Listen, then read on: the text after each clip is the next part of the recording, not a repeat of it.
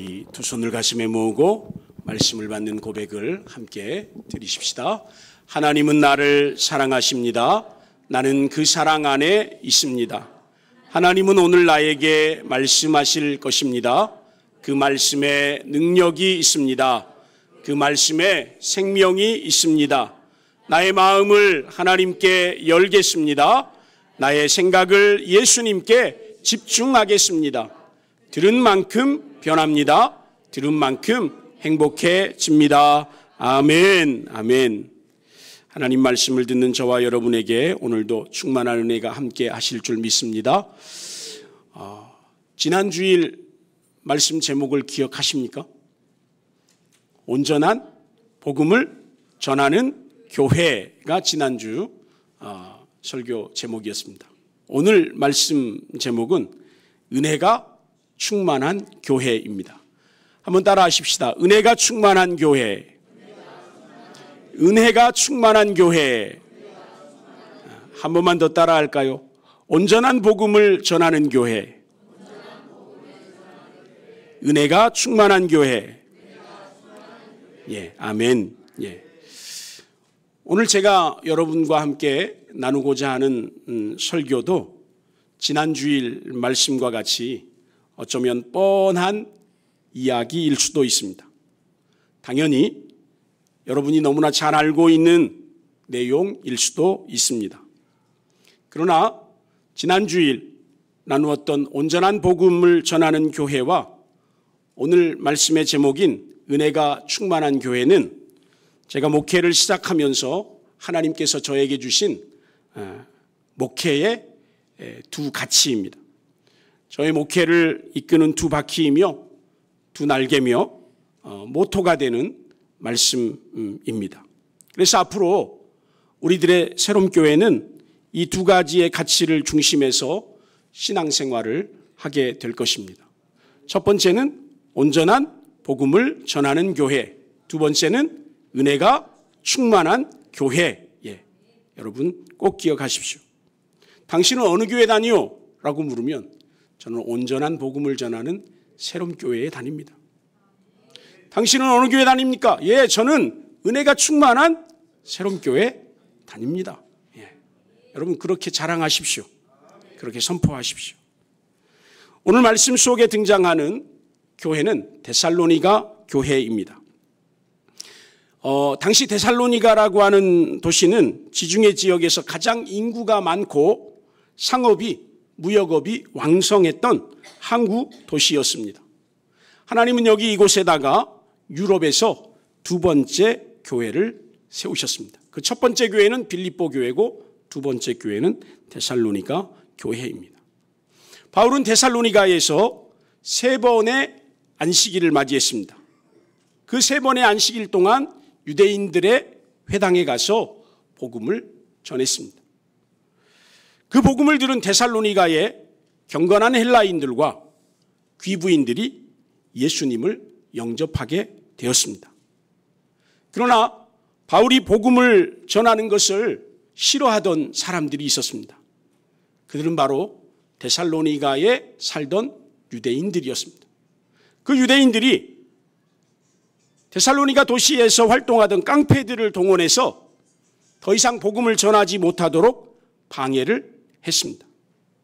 심지어 바울을 환대했던 야손의 집까지 쳐들어왔습니다. 그래서 주님을 영접했던 야손과 몇몇 형제들을 바울에게 동조했다는 이유로 관가에 끌고 가서 고발을 해버렸습니다. 그래서 말로 다 표현할 수 없는 수모를 당하기도 했습니다. 바울과 실라는 더 이상 데살로니가에 머물 수 없었기 때문에 베레아라는 도시로 이동을 하게 되었습니다. 그러나 여러분, 복음을 방해하는 세력들은 끈질깁니다. 그 데살로니가에서 복음을 전하지 못하게 했던 그 유대인들과 깡패들이 어디까지 쫓아왔을까요?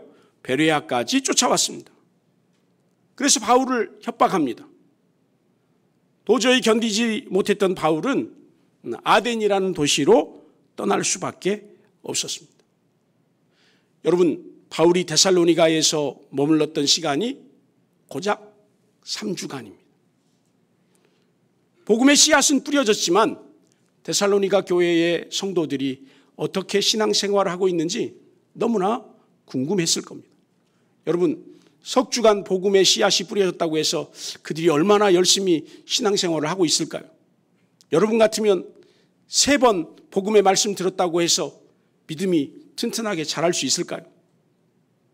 그런데 디모데로부터 데살로니가 교회의 성도들이 어떻게 신앙생활을 하고 있는지에 대해서 소식을 듣게 되었는데요. 그 데살로니가 교회의 성도들의 뜨겁게 신앙생활하는 모습이 오늘 우리가 읽었던 본문 1장의 말씀 속에 쭉 기록이 되고 있습니다. 원래는 1절부터 10절까지 통으로 우리가 함께 읽으면 좋았겠지만 시간 관계상 6절에서 8절만 읽게 되었습니다. 여러분 3절 말씀을 보십시오. 3절에 보니까 데살로니가 교회는 믿음의 역사와 사랑의 수고와 소망의 인내가 충만했다라고 기록하고 있습니다.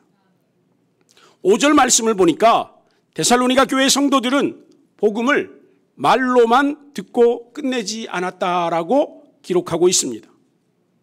여러분 6절을 보십시오. 그들은 많은 환난 가운데서 기쁨으로 말씀을 받았다라고 기록하고 있습니다. 그들은 성령의 충만함으로 말씀을 붙들고 능력 있는 삶을 살았다는 것입니다. 그들은 사도들이 주님을 본받음처럼 주님을 본받는 자들이 되었다라고 성경이 증언하고 있습니다. 여러분 우리 7절 말씀을 같이 한번 읽으십시다. 7절 시작. 그러므로 너희가 마게도냐와 아가야에 있는 모든 믿는 자의 본이 되었느니라. 아멘. 아멘. 여러분 7절 말씀해 보니까 데살로니가 교회는 마게도냐와 아가야 지역, 소위 말하면 그때 당시에 유럽 지역에 믿는 성도들의 본이 되었다라고 기록하고 있는 겁니다. 마지막으로 8절 말씀을 보니까 그들의 뜨거운 믿음은 주변 도시들만 아니라 로마 제국 전역에 소문이 날 정도로 한마디로 말하면 데살로니가 교회는 은혜가 충만한 교회였다라고 증거하고 있습니다. 은혜가 충만한 교회. 사랑하는 성도 여러분, 우리 새로운 교회도 데살로니가 교회처럼 은혜가 충만한 교회가 되기를 축원합니다. 이 마을과 이 도시에서 뜨거운 믿음으로 소문나는 교회, 정말로 은혜가 충만한 교회, 사랑이 충만한 교회, 할렐루야, 그런 교회가 되기를 원합니다. 그래서 저는 오늘 데살로니가 교회뿐만 아니라 성경 속에서 등장하는 여러 교회들을 통해서 은혜가 충만한 교회의 특징들이 무엇이 있을까? 말씀을 통해서 함께 나누고자 합니다. 오늘은 2가지만 나누겠습니다. 몇 가지요? 2가지. 은혜가 충만한 교회는 어떤 교회냐? 첫 번째로 은혜가 충만한 교회는 성령이 충만한 교회입니다. 여러분 한번 따라 하십시다. 성령이 충만한 교회. 예, 여러분 성령이 충만한 교회. 성령이 충만하다는 말, 여러분 우리가 입버릇처럼 사용하잖아요. 성령이 충만하다. 그 사람 성령이 충만해. 여러분 그 사람 성령이 충만하다는 말은 도대체 뭘 성령이 충만하다고 할까요? 그 사람이 자신의 생각과 뜻과 감정을 다 내려놓고 철저하게 하나님의 영이신 성령님의 감동을 따라서 삶을 살아가려고 힘쓰고 애를 쓸 때 우리는 그 사람을 성령 충만한 사람이다라고 말합니다. 뭘 내려놔야 돼요? 자신의 생각과 뜻과 감정, 이거 내려놔야 돼요. 내가 세운 계획, 이거 내려놔야 돼요. 누구에게 순종해요? 성령의 감동에 순종하는 거예요. 여러분 어떠세요? 이 말씀에 빗대어서 보니 저와 여러분은 성령이 충만한 사람입니까? 아니면 아직 멀었습니까? 솔직히 대답 한번 해보세요. 나는 성령이 충만한 사람이다 1번 아니면 2번. 자, 여러분 손으로 표시를 살짝 마음속에다가 또 이렇게 하면 카메라에 담길 수 있으니까. 여러분, 초대교회 성도들이 자신들의 재산과 소유를 팔아서 그 값을 교회에 헌금했다는 이야기 들어보셨습니까? 네? 들어보셨어요? 들으신 분만 아멘 하십시오. 아, 나는 못 들었다. 못 들을 수도 있잖아요. 자신들의 집에 있는 물품들을 교회 앞에 헌물했을 때, 자신들의 소유를 팔아서 교회 앞에 내놓았을 때,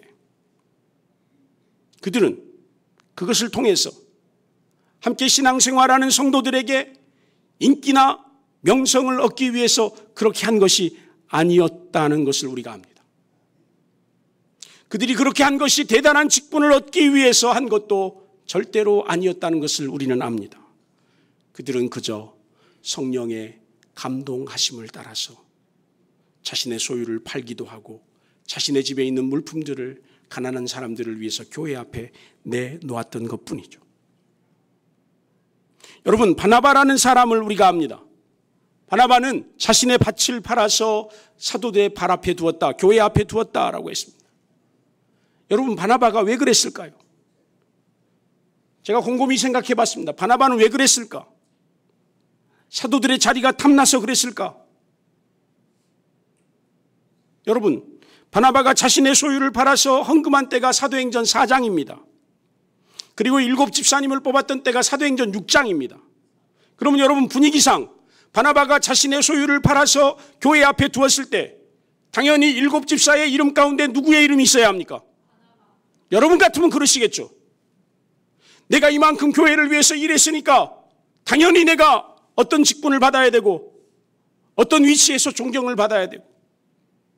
근데 여러분, 사도행전 7장을 보십시오.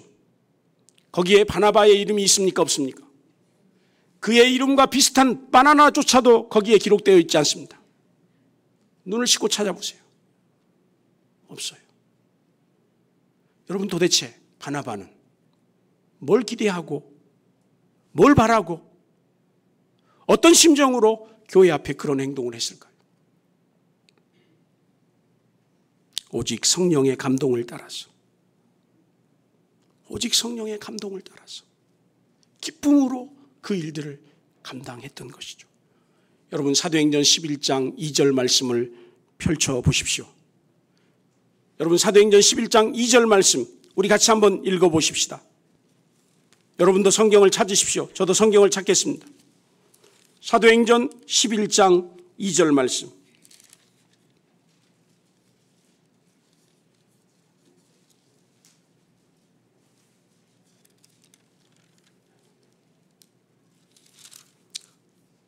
어, 11장 2절이 아닙니까?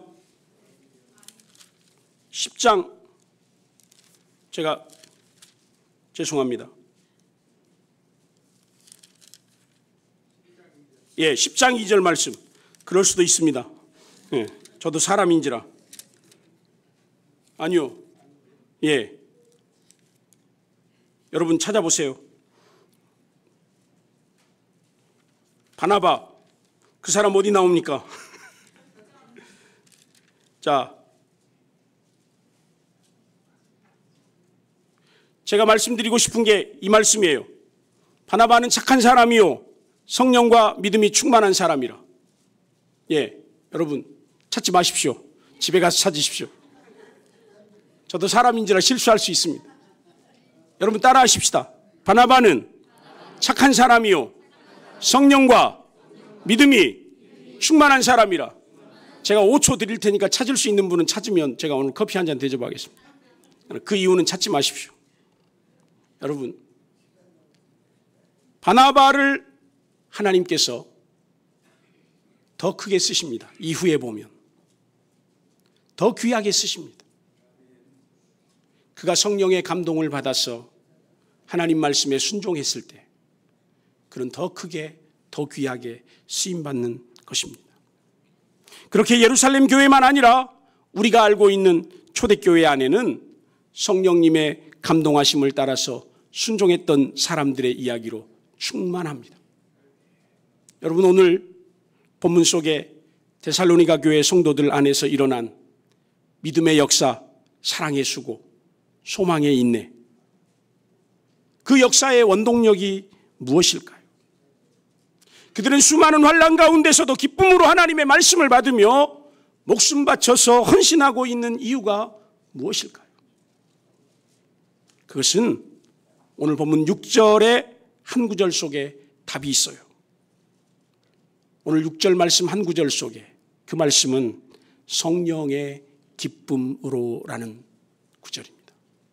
여러분, 성령의 기쁨으로라고 하는 그 구절에다가 별표를 한 5개 이상 해놓으십시오. 여러분, 성령의 기쁨으로, 성령의 기쁨이라는 이 단어는 성령이 주시는 기쁨으로, 성령이 주시는 감동으로라고 하는 말입니다. 여러분, 우리가 주님을 위해서, 복음을 위해서, 교회를 위해서 무엇을 하려고 할 때 성령님의 감동이 아니면 절대로 억지로 하지 마십시오. 아직도 제가 틀린 구절을 찾고 계시는 분이 있는 것 같은데 제발 그만두십시오. 이제는 시간이 지나서 커피 안 사드립니다. 여러분, 말씀을 듣는 데 집중하세요. 여러분, 인간적인 욕심이나 자기 만족을 위해서 또 어떤 무엇을 바라고 인간적인 욕심으로 할 때 금방 식어져 버립니다. 금방 식어져 버려요. 그러나 성령이 주시는 기쁨과 감동을 따라서 하게 되면 누가 알아주지 않아도 아무리 힘든 일을 하고 나서도 피곤한 줄을 몰라요. 시간 가는 줄을 몰라요. 어떤 분은 교회에 와서 김장 담그다가 청소하다가 뭐 좀 고된 일 하다가 내가 2번 다시는 도와주나 봐라 그러고 손 털털 탈고 가는 사람이 있어요. 여러분, 그런 말 할 필요가 없습니다. 성령 충만하지 않으니까, 인간적인 열심으로 하다 보니까 자기 고집에, 자기 열정에 자기가 그냥 무너지고 마는 거예요. 성령 충만하면 누가 시키지 않아도 더 하려고 합니다. 여러분, 저와 여러분이 그런 은혜들을 경험할 수 있기를 바랍니다. 우리 새롬교회에서 이 놀라운 성령의 감동, 이 놀라운 성령의 충만함, 이 놀라운 성령의 기쁨, 그것으로 일할 수 있기를 바랍니다. 아주 작은 일이라도 성령님의 감동에 순종할 때, 성령님의 충만한 역사가 그 사람의 인생에서 시작되기 시작합니다. 그래서 하나님은 그 사람 안에, 그 교회 안에, 그 가정 안에, 그의 자녀들 안에 성령을 부어주시는데요, 때로는 이른 비와 늦은 비처럼 부어주십니다. 때로는 이슬비와 같이, 때로는 엄청난 소낙비처럼 부어주실 때도 있습니다. 때로는 잔잔하게 물밀듯이 그 성령의 은혜가 임하기도 하지만 때로는 큰 파도와 같이 놀랍게 임하는 것을 경험하게 됩니다. 사랑하는 성도 여러분, 은혜가 충만한 교회는 어떤 교회입니까?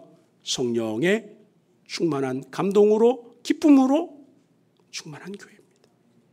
저와 여러분이, 우리 새롬교회가 이런 성도, 이런 교회 되기를 예수님의 이름으로 축원합니다. 두 번째로, 오늘 제가 몇 가지 한다고 그랬죠? 2가지 한다고 그랬습니다. 두 번째는 은혜가 충만한 교회의 특징은 뭐냐?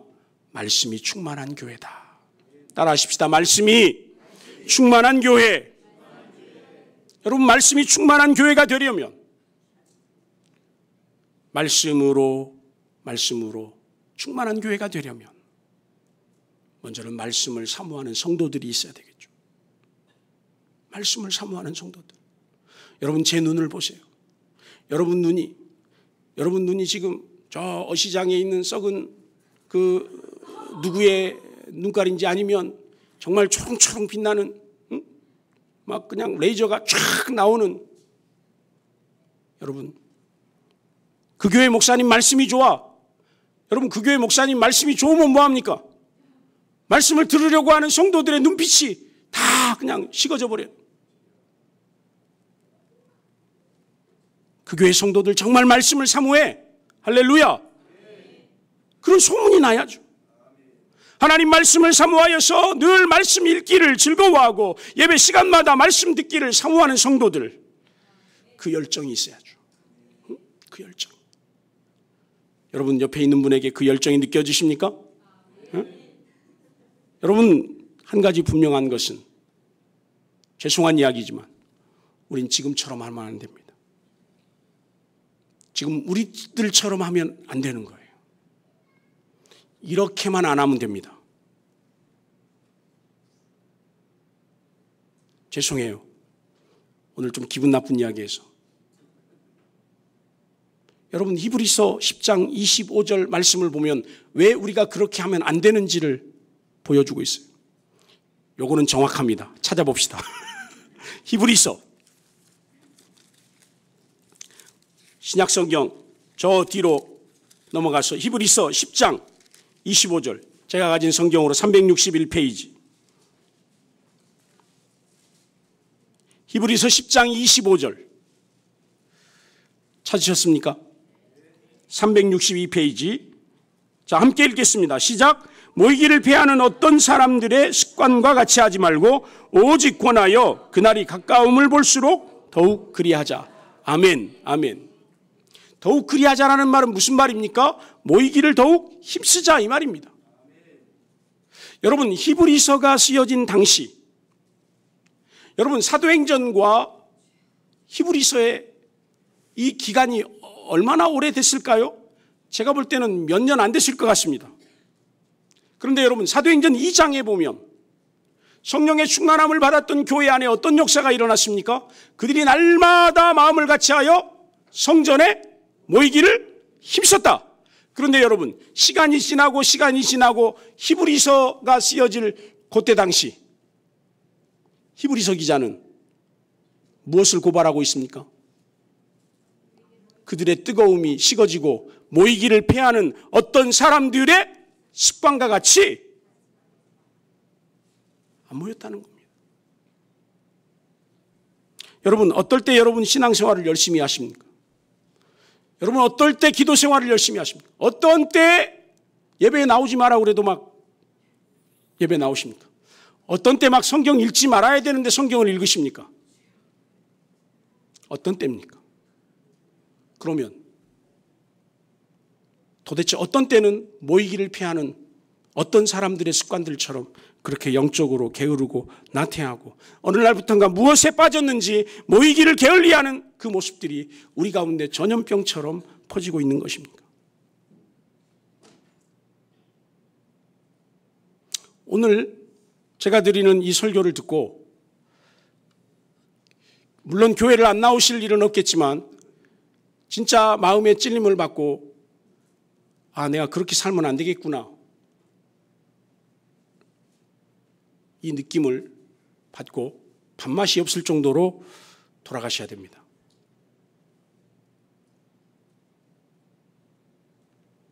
여러분 코로나 전과 코로나 후에 한국교회에 가장 두드러진 현상이 뭡니까?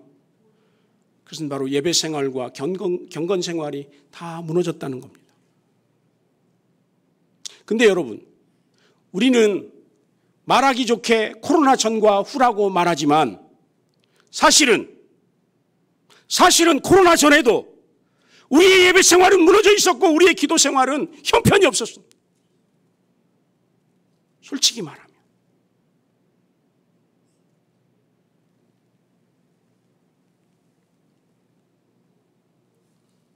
그래도 우리가 매일 하루 석 장 정도씩 말씀을 읽고 있다는 것은 아직 우리의 불씨가 꺼지지 않았다는 겁니다.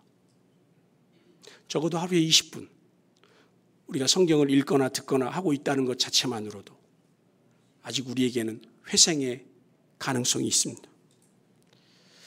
여러분 물론 개인적으로는 부지런히 말씀을 읽는 분들도 있을 겁니다. 또 말씀을 열심히 필사하는 분들도 있을 겁니다. 안타까운 것은 이 시대의 많은 그리스도인들이 저와 여러분 같지 않다는 겁니다. 하루에 5분 이상 기도하지 못하고 일주일에 성경 한 장을 제대로 읽지 못하고 교회에 오면서도 성경책을 들고 교회에 오는 것이 아니라 내 성경책 어디 있지? 그러다가 성경책을 찾았는데 성경책에 뿌연 먼지가 있어서 탁 치고 교회에 들고 오는 이들도 적지 않이 있습니다. 여러분, 그것은 뭘 말해줍니까? 우리가 지금 말씀을 어떻게 대하고 있는가의 현주소를 말해주는 것입니다. 여러분, 은혜가 충만한 교회는 그저 말씀이 충만한 교회 입으로 되는 게 아닙니다. 정말로 은혜가 충만한 교회가 되기를 원하면 내 삶 속에서 말씀을 붙들고 살아야 합니다. 말씀을 읽고 살아야 합니다. 말씀을 들을 수 있는 기회가 있다면 언제든지 말씀을 듣기 위해서 예배당을 찾아와야 합니다. 성도들이 말씀 듣기를 사모하고 성도들이 모이기를 힘쓰는 교회가 은혜가 충만한 교회입니다. 여러분, 여러분에게 믿음이 있습니까? 대답해 보십시오. 여러분에게 믿음이 있습니까? 여러분에게 정말 믿음이 있습니까? 우리 중고등부 학생들 믿음이 있어요? 안 들리네. 믿음이 있어요? 믿음이 있는 사람은 아멘 해보십시오. 여러분이 하나님을 사랑하고 예수님을 믿는다는 그 믿음의 표현은 뭘로 드러나는지 압니까? 그것은 바로 예배 생활로 드러나는 겁니다. 나는 하나님을 믿습니다. 나는 예수님이 나의 구원자이심을 믿습니다라고 하는 이 믿음은 우리의 삶 속에서 행동으로 나타나는데 그게 바로 하나님 말씀을 듣는 시간이요, 하나님 말씀을 읽는 시간이요, 하나님 앞에 나와서 예배 드리는 시간인 거예요. 여러분, 느헤미야 8장에 보면 이스라엘 백성들이 무너진 성전도 재건하고 성벽도 재건합니다. 그러나 하나님은 그들이 무너진 성벽도 재건하고 성전도 재건하는 그것에 하나님의 관심이 있는 게 아니라 그들의 마음 속에, 그들의 심령 속에 무너진 말씀의 성전, 말씀의 성벽이 재건되기를 더 원하시는 거예요. 에스라가 하나님의 말씀을 읽어주었습니다. 온 백성들이 새벽부터 예루살렘 성벽 앞에 있는 수문 앞 광장에 모였습니다. 그리고는 새벽부터 정오까지 남녀노소가 다 하나님의 낭독되어지는 말씀을 듣기 시작합니다. 하나님의 말씀을 선지자가 읽을 때 남녀노소 할 것 없이 모든 사람들이 그 자리에서 일어나서 하나님 말씀을 들었습니다. 그 들려지는 말씀 속에서 정말로 자신의 가슴을 후벼파는 그 말씀을 들었을 때 손을 들고 아멘 아멘 하면서 어떤 사람들은 엎드려서 통곡하기도 하고 회개하기도 했습니다. 그런 교회가 말씀이 충만한 교회입니다. 말씀을 듣고 진정으로 회개하고 자복하는, 그래서 삶의 변화가 일어나고 새벽마다 말씀을 듣기 위해서, 기도하기 위해서 사람들이 몰려오고 수요일 날 다른 곳에 있지 아니하고 예배의 자리에 달려오는 사람들이 있는 교회가 진짜 은혜가 충만한 교회인 것이죠. 그 교회에 은혜가 충만하되, 그 교회에 말씀이 충만하되, 여러분 무엇으로 그 교회가 말씀이 충만한지, 은혜가 충만한지, 성령이 충만한지 무엇으로 알겠습니까? 이 교회를 드나드는 사람이, 평일에도 예배 시간에도 이 교회를 드나드는 사람이 많을 때 사람들은 아, 저 교회에 은혜가 있어, 그렇게 보여지는 겁니다. 사도행전 2장 37절에 보니까 사도들이 전한 말씀을 듣고 성도들이, 초대교회 성도들이 이렇게 반응합니다. 그들이 이 말을 듣고 마음에 찔려 형제들아 우리가 어찌알고, 형제들아 우리가 어찌알고. 저는 지금 걱정이 됩니다. 여러분이 설교 듣고 나서, 예배 끝나고 나서 다 밥도 안 먹고 집에 가버릴까 봐서 걱정이 좀 되긴 합니다만, 사랑하는 성도 여러분, 부흥은 그냥 오지 않습니다. 부흥은 그렇게 쉽게 일어나지 않습니다. 그러나 은혜를 사모하는 심령들이 있다면 하나님은 반드시 부흥을, 은혜를 부어주실 겁니다. 우리가 정말 예배를 사모하고 정말 말씀을 사모하고 그렇게 하나님 앞에 나올 때, 여러분 주일날 오후 예배 시간에 우리가 사랑방 모임 하잖아요. 사랑방 모임. 여러분 사랑방 모임 할 때마다 마음속에 참 부담이 많이 되시죠? 질문이 4가지나 되고 그 4가지 질문 중에 피해갈 수 없는 질문, 오늘 여러분 주보에 보세요. 주보에 보면 피해갈 수 없는 필수 질문이 있어요. 여러분, 우리가 사랑방 모임을 하면서 제가 여러분에게 부탁하고 싶은 건 뭐냐?